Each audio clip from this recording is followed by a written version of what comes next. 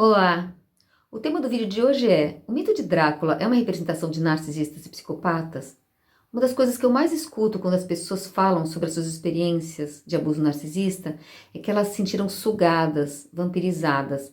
Quem vive uma relação com uma pessoa narcisista ou psicopata, quer seja um parceiro, um dos pais, um chefe no trabalho, fica sem energia e quanto mais próxima essa relação, pior é. A pessoa pode sentir um buraco no peito, uma dor muito grande, dificuldade de continuar a viver. Ouvindo esses relatos, eu comecei a me perguntar: será que a história de Drácula não poderia dar algumas pistas sobre o que acontece nessas relações? A história de Drácula não poderia ser considerada um mito do século XX? Uma das funções de um mito é dar voz, é expressar uma experiência coletiva. Ele dá lugar para uma experiência que não tem nome, e nesse sentido, o mito de Drácula consegue explicar uma grande parte do que vive uma pessoa que está em uma relação de abuso narcisista. Eu acredito que quanto mais a gente entender como é que a psicopatia e o narcisismo funcionam, menos a gente vai precisar de mitos para explicar o que acontece nessas relações. Nesse vídeo, eu vou falar sobre o que é um mito, para que ele serve, Drácula poderia ser considerado um mito moderno? Qual é a história de Drácula? Como essa história foi representada no cinema? E como esse mito se relaciona com o narcisismo e com a psicopatia? Se você gostar desse vídeo, não esqueça de deixar o seu like, de se inscrever no canal e de ativar o sininho. Regularmente eu trago novos vídeos sobre narcisismo e psicologia. Para quem não me conhece, meu nome é Valentina Devibud, eu sou psicóloga clínica especializada em narcisismo e fundadora do canal Intimidade Sublime. O que é um mito? Um mito é uma história que tenta explicar a realidade através da ação dos seus personagens. Lévi-Strauss, um antropólogo francês, no seu livro Antropologia Estrutural, escreveu um capítulo chamado A Função dos Mitos. Quando eu falo sobre a teoria dos mitos, eu estou me referindo a esse capítulo. Lévi-Strauss diz que apesar de um mito contar uma história que aconteceu no passado, ele tem uma estrutura permanente, que se refere ao mesmo tempo ao passado, ao presente e ao futuro. Ele é ao mesmo tempo histórico e fora da história. Por isso, o mito tem um caráter de verdade. Ele nos ajuda a organizar a nossa percepção do mundo. Lévi-Strauss considera que o pensamento mítico ele não é o oposto do pensamento científico. Essas duas formas de pensamento podem coexistir. A diferença é que o pensamento mítico está no nível sensível, ele fala da nossa experiência, e o pensamento científico é abstrato. Cada uma dessas formas de pensamento tem uma lógica própria, mas enquanto a gente não consegue entender a lógica de um mito, a gente continua a contar a sua história porque ele consegue resolver uma contradição da realidade. Eu acho que é só agora que a gente está conseguindo criar teorias para entender mais cientificamente o que acontece nas relações de abuso narcisista. E como é que esse sofrimento podia ser reconhecido antes de ser cientificamente nomeado? Por meio dos mitos. Por isso que eu considero que o Drácula é um mito moderno. Se a gente considera que a história de Drácula é um mito, qual que seria a contradição que ela tenta resolver? Eu penso que a contradição que está presente na história de Drácula é a relação que ela estabelece entre o sexo e a morte. Drácula mata os objetos do seu desejo. Ele tem um erotismo violento, ao qual é impossível resistir. Isso leva suas vítimas à morte em vida, ao mesmo tempo em que ele se torna imortal. E o que é que o mito de Drácula pode nos ensinar sobre o narcisismo e a psicopatia? Eu vou contar para vocês a história de Drácula. Drácula é uma novela que foi escrita por Bram Stoker, um escritor irlandês. O livro foi publicado pela primeira vez em 1897, nos Estados Unidos, depois de ter sido recusado por editores ingleses. Bram Stoker conheceu os trabalhos de Freud e de Charcot, ele estudou sobre hipnose, psicose e o livro faz referências a isso. A Inglaterra naquela época era extremamente conservadora. O final do século XIX foi chamado de Era Vitoriana, porque nesse período houve uma rainha chamada Rainha Vitória que era muito moralista. Ela reinou por 60 anos, até 1901. Então, quando Bram Stoker escreveu Drácula, na sociedade havia uma grande contradição entre os avanços que estavam acontecendo na área do pensamento com a Revolução Industrial e a rigidez moral.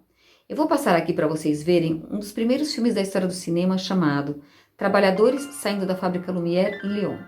Esse filme é de 1895, 2 anos antes do lançamento do livro de Drácula. O que chama a atenção de vocês nesse filme?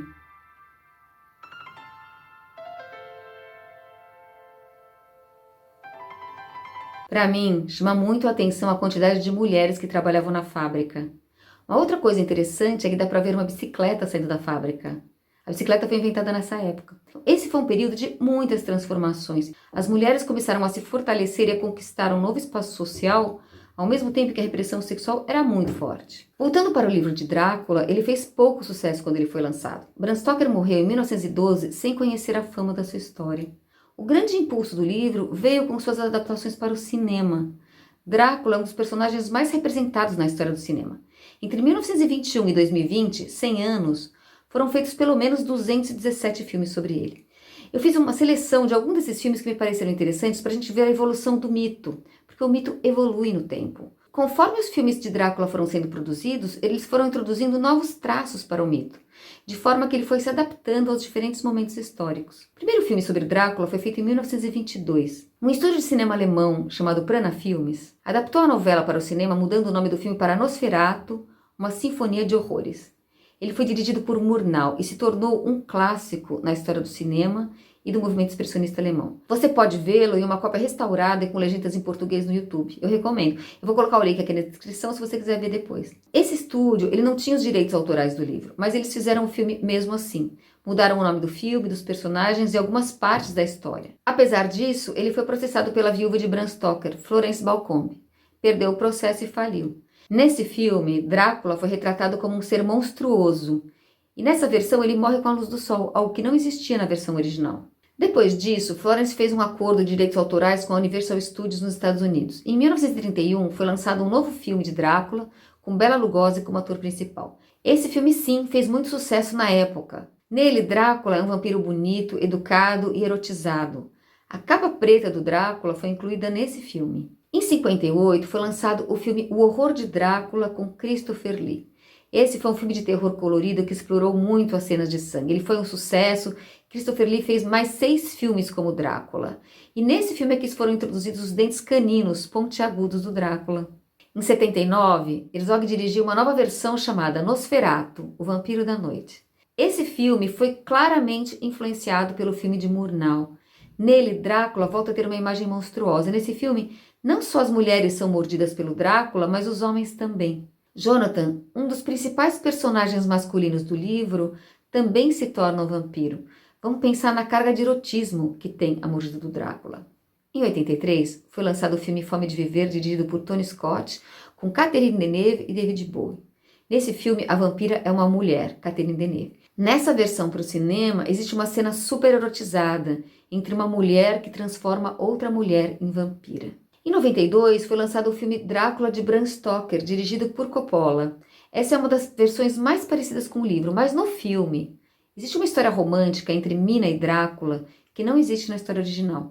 Aqui, Drácula tem 2 imagens que se alternam entre si, a monstruosa e a bela. Em uma produção mais contemporânea de 2014, um filme que eu não gosto, mas é Drácula, a Lenda Jamais Contada.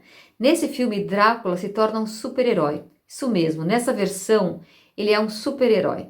Esse filme é como que foi a origem do Drácula, como que ele se transformou naquele ser. E o filme tem uma justificativa. A justificativa contada no filme é que Drácula, no fundo, era bonzinho. Ele se transformou em um monstro para salvar o seu reino e a sua família. Nessa versão, matar, empalar, sugar o sangue dos outros, tudo é justificado por uma infância infeliz e por uma luta que era importante para ele. E como ele era o rei e era ele quem mandava, valia tudo para fazer aquilo que ele achava importante. Eu penso que qualquer semelhança com o narcisismo contemporâneo não é mera coincidência. Em 2020, Juliette Landau e David Weeks fizeram um filme chamado Um Lugar Entre os Mortos. Nesse filme, eles buscam relacionar as suas experiências pessoais de abuso narcisista com o vampirismo. Eu acho muito interessante ver a evolução do mito, como que ele foi se adaptando ao longo do século e que novos elementos foram sendo introduzidos. O mito de Drácula é maior que a história de Bram Stoker porque ele consegue simbolizar algo do nosso tempo. O Bram Stoker ele usou várias referências históricas para construir esse personagem. Esse não foi o primeiro livro sobre vampiros, mas foi o primeiro que juntou um folclore que já existia sobre vampiros na Transilvânia com a figura histórica do Conde Vlad III da Valáquia. Sim, a Transilvânia existe. Para mim foi uma surpresa. E atualmente, tanto a Transilvânia quanto a Valáquia fazem parte da Romênia. Para entender de onde vem o mito de Drácula, é importante conhecer o Conde Vlad. Quem foi ele? No século XV, ele foi o governante do Principado da Valáquia por 6 anos. Ele é também conhecido como Vlad o Empalador, Vlad Tepes ou Vlad Drácula.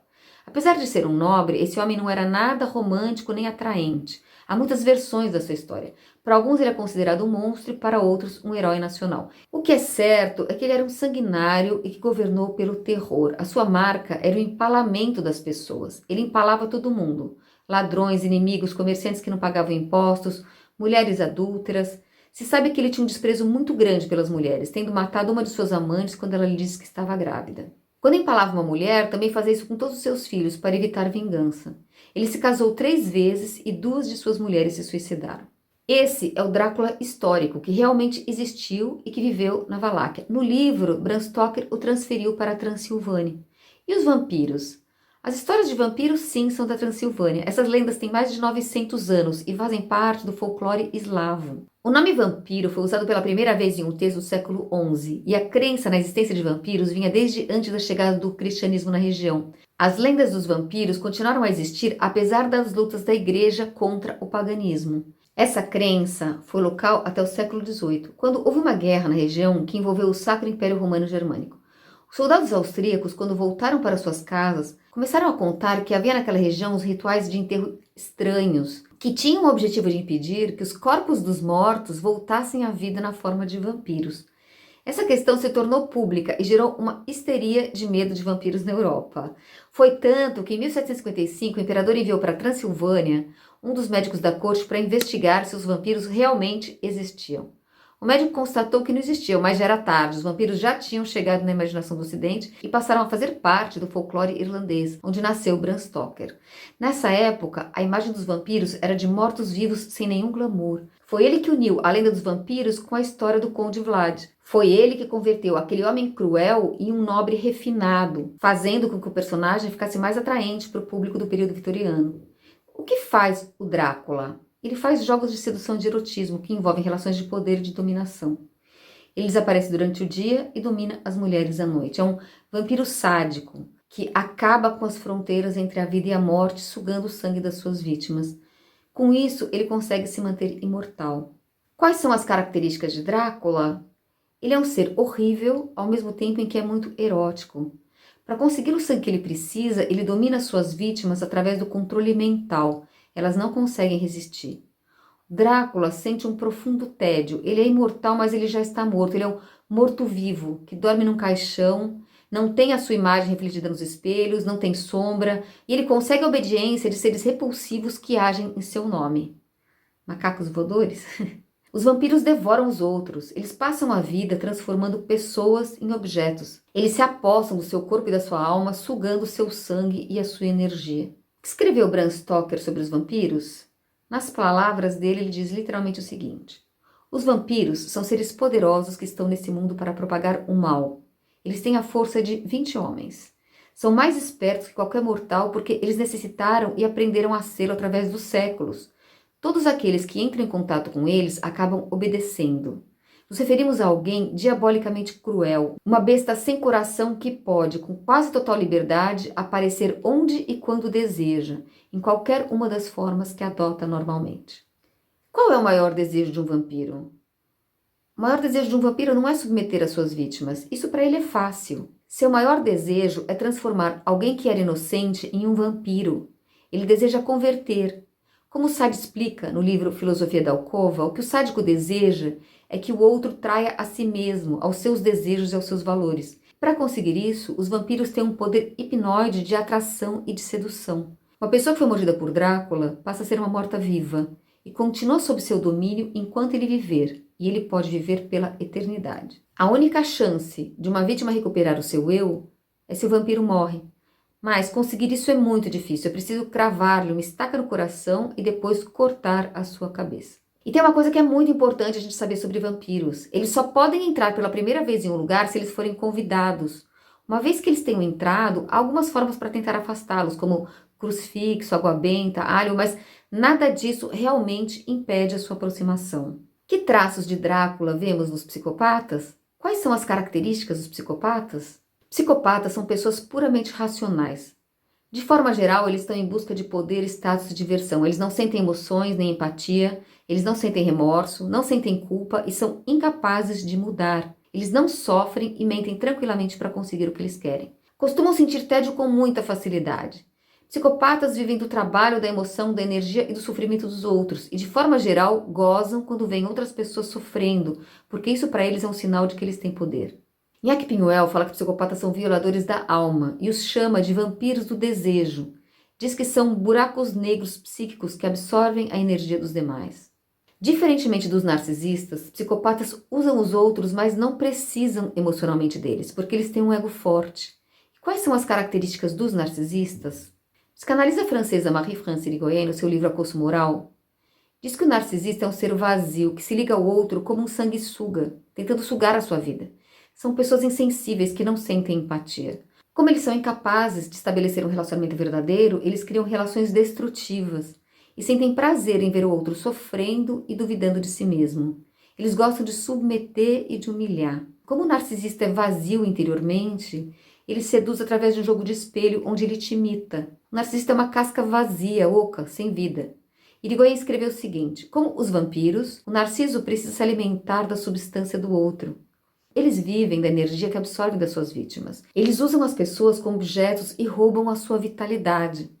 Quando você está numa relação com uma pessoa narcisista, você perde a sua habilidade de existir. Tanto narcisistas quanto psicopatas têm a capacidade de hipnotizar quem está perto. A princípio, eles são sedutores e agradáveis, mas com o tempo, eles destroem a vida das suas vítimas e eles se nutrem da sua energia. Eles querem manter a ilusão de que eles são grandiosos e superiores aos outros.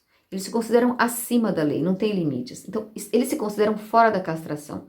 E a metáfora da imortalidade do Drácula é ótima para representar isso. Para encobrir o tédio e o vazio que eles sentem, eles usam a intensidade e a velocidade. Por isso que no início de uma relação com uma pessoa que é narcisista ou psicopata, você pode ter uma sensação de vertigem. Mas uma vez que você entra nessa relação, você começa a se amoldar e se autodestruir. Começa a se identificar com aquele que te agride, não conseguindo sair do ciclo abusivo e do domínio psíquico. O que a gente vê é que narcisistas psicopatas fazem o que eles querem, quando querem e quase nunca são punidos. A sociedade como um todo tem dificuldades em reconhecer a sua existência. A nossa herança religiosa faz com que a gente acredite que, no fundo, todas as pessoas são boas. A gente acredita que, no fundo, todo mundo pode se transformar e merece ser perdoado. Essa crença é tão profunda que é difícil aceitar que existem pessoas que são destrutivas, que não têm a capacidade nem o desejo de mudar. Não aceitar que essas pessoas existem na realidade faz com que elas só possam ser materializadas e personificadas em mitos como o de Drácula. Como se proteger? Para se proteger, primeiro é preciso saber que eles existem, que eles não são apenas mitos, que eles são pessoas perigosas e violentas. E a melhor forma de conseguir se proteger é saber como eles agem. No livro, depois que Jonathan, o marido de Mina, consegue fugir do castelo de Drácula e se encontra com ela lhe mostra uma carta que foi escrita por Van Helsing, em que Van Helsing confirma a existência dos vampiros. Jonathan, então, escreve no seu diário. Ele diz o seguinte: aquilo foi como um raio de luz no meio da escuridão. Eu senti tanta alegria ao ver que as minhas lembranças não eram produto da perda do meu juízo. Agora eu me sinto um homem novo. Era a dúvida do meu passado que me deprimia. Eu não sabia se aquilo que eu tinha vivido era sonho ou realidade. Eu me senti impotente, confuso, desconfiado. Mas agora eu sei que é verdade. E já não sinto temor a nada, nem sequer do conde. O que é que você achou dessa relação entre o mito de Drácula, o narcisismo e a psicopatia? Escreva aqui nos comentários. E se você gostou desse vídeo, não esqueça de deixar o seu like, de se inscrever no canal e de ativar o sininho. Semana que vem tem mais. Espero ter ajudado e até a próxima. Tchau!